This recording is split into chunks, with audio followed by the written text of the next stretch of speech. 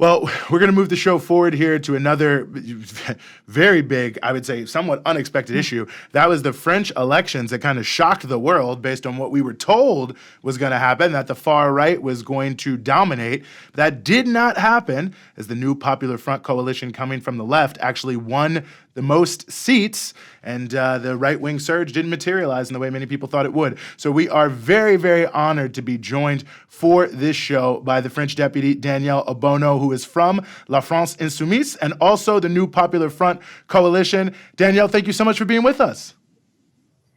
Thank you for having me.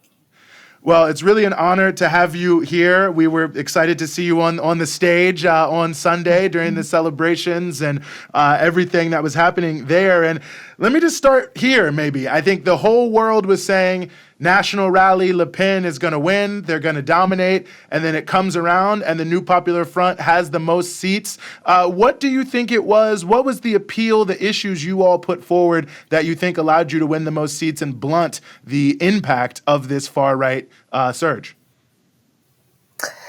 Yes, the entire media establishment and political, pundits had been waiting for the far right to win, and it's been in the making for the past decades, actually, because, as you know, it didn't happen just on Sunday or the moment Macron decided to do this snap election. The rise of the far right in France is rooted with the economic crisis, the social crisis, the years of neoliberal policies, and the structural racism that shapes our entire society. So they've been doing the national rally work over the past year. I mean, the Macron government implementing antisocial policies, pushing, an anti-climate agenda, and also attacking civil liberties and using and weaponizing Islamophobia in order to divide the social movement and the society. And I think what happened is that everybody predicted that the far right will win big at the European election, and we were prepared to that. They had won 5 years ago, so that was not the surprise. The surprise was when Emmanuel Macron decided to dissolve the National Assembly and to call for this election, and people realized that it was ready to give them power because they just had won. They had just came first at the European election, and it was just saying that, okay, let them take the country. And I think there was a huge movement. People were both afraid because the far right and the prospect of the far right winning meant risking their lives. I mean, livelihood, but also lives. There was a lot of people who feared for their lives. There's a lot of parents calling their kids saying that if they win, you have to leave this country. Although you're born here, you get everything here, but you have to leave. And I think it was very something physical. There were groups of far right groups who were roaming the street looking for LGBT people to beat up. Literally, that's what they said when they got arrested.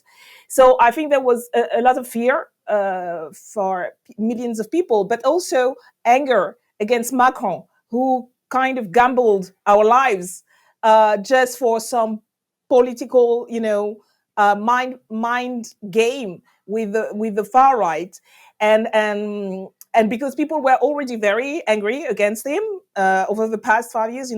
We've witnessed and took part in huge social movements against Macron, against his policies. So you got everything. I think that's what made it so powerful, even though it was a very short campaign, only 3 weeks. We got so many people who came and said, okay, now what can I do? How can I help? A huge support. And I think that's really the people rising against the far right also, and against, Macron game. and to beat the odds and say, no, you won't, not today, not today. This won't Mm. happen. And that's how we did it, I think. It's really incredible, especially because it was so unexpected. But then now you have a situation where it's unclear whether your leader, Jean-Luc Mélenchon, will actually get to be prime minister because of what they call the centrists and their unwillingness to form a coalition with him. And so I'm confused here because these are the centrists who are always saying that the far right is fascist and we can't let them win and we have to defeat them. Yet when it comes down to it, they clearly have more of a problem with the left than they do with the far right, which I guess shouldn't surprise us on this show. But the other thing is I of course saw the way that the corporate media in the English-speaking corporate media was framing Mélenchon as this like anti-Semitic radical, is how he was described by Reuters. So they're really, really opening with the issue of Palestine because his politics on Palestine are good as far as I'm concerned, but not as far as the center is concerned. So can you explain what the obstacles are now to forming a coalition that would actually see the left take the premiership?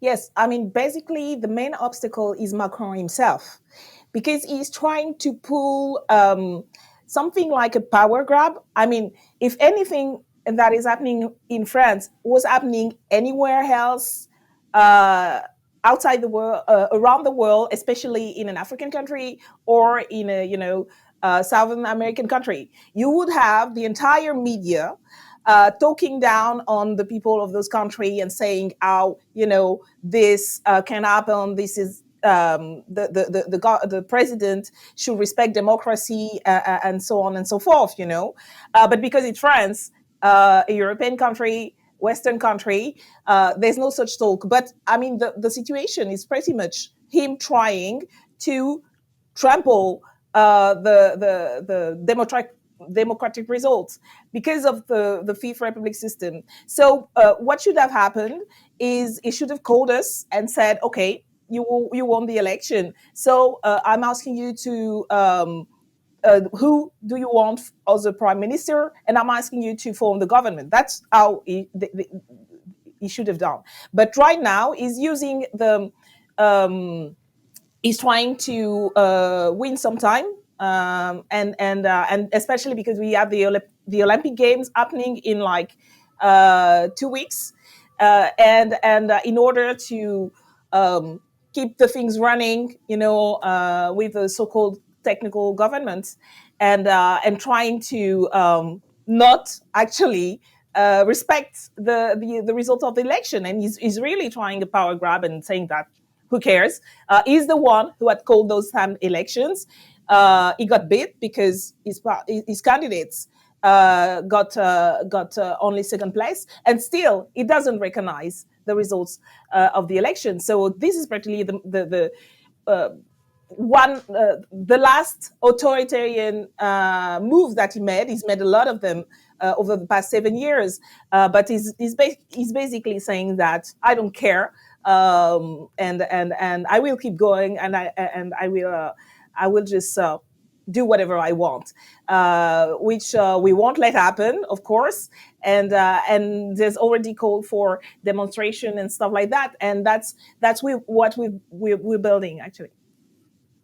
No, I think that's important to hear, and I think the social movements, if you've mentioned, have been so huge in this conversation. And one of which, and Rania alluded to this, is of course the movement in solidarity with Palestine that especially La France Insoumise has been very closely associated with. I mean, after the first round of the elections, all the Israeli ministers were all celebrating, saying, "Oh, look at this, national rally is coming first." It shows that Palestine, people in France don't care about Palestine. But now, after seeing the second round, it seems clear to me that having a morally correct position on the genocide in Gaza was inspirational to a lot of people. So talk about that, if you could, just the role of that issue, the Gaza issue, in terms of helping build support for many people who came out and voted for the Popular Front in this election. Yes, that's been something very powerful happening, because over the past 7 months, when we started to mobilize against the genocide still ongoing in Gaza, we actually built a deeply rooted movement because we were at the start among the very few, and I would say the only political organization that basically said we condemn, the crimes committed on October the 7th, and we condemned the response by the Israeli government, and we've been, we never back down on that, and we say that we need ceasefire now, and we need to um, do everything we can to stop what is happening, what is being labeled as plausible genocide, and we never back down on that. So we've been attacked by the media. We've been called every names on books, especially anti-Semite, pro-Hamas.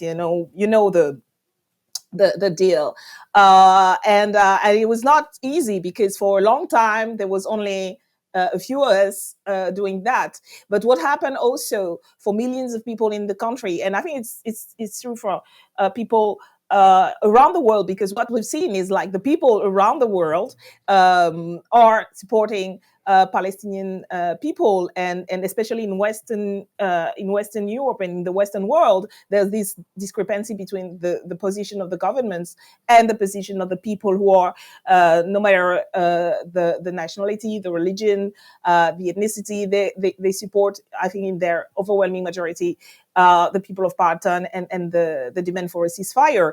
And I think that's why there was such a big support for us, because we were the only ones standing strong on our values and principles and in support of Palestine. And what also happened, because it was we were at the beginning of the European elections, and we got the deep honor to have as a candidate Rima Hassan, who is a Palestinian refugee, actually, because she was born in a refugee camp in Syria, and she was one of a candidate, and she decided to stand for the European elections, and she became the spokesperson in a way of this fight. She's very brave. She's been targeted viciously by, I mean, that went very, very far, and as you may know, and it's been happening over the world. But at the same time, I think that's what earned a lot of respect from the people and a lot of love. There was so much love, and people felt so grateful that they had people standing for them in the media, and no matter what.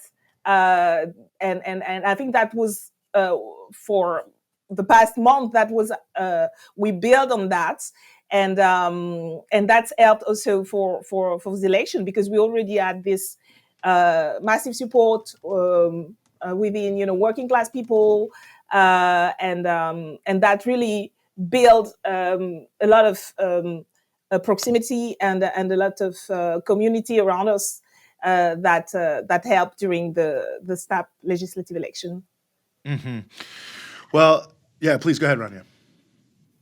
Well, I was just going to really quickly ask before we wrap up here is, as we, as obviously the fight isn't over, but I think that this did take a lot of people by surprise. This was a victory for the left in France, regardless of what happens next. So what are the lessons, or do you think there are lessons that others, especially in European countries, can take from what the left managed to accomplish in this election in France? Yes, the fight is only starting. Actually, we won the first one of the rounds, but they had a lot of advance and they are still held by the entire system. So I think we're still also learning. We've learned from over left organization all over the world. I mean, when I say we, the La France Insoumise especially, we've learned from what happened in the US.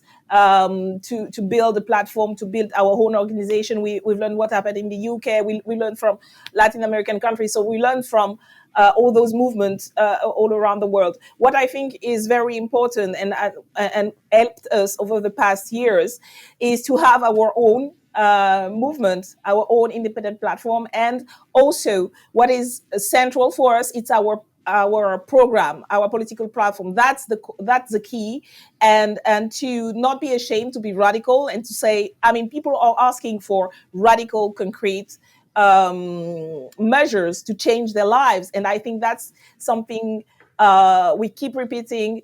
We are elected to realize a program to put in place concrete measure to change people's lives. So we want to tax the rich. We want to recognize the state of Palestine, and we will do that, and so on and so forth. So I think for me, the key is your movement, to have a big movement. And nowadays we are the biggest left movement. And I think political organization on the left, because we built this for the past years.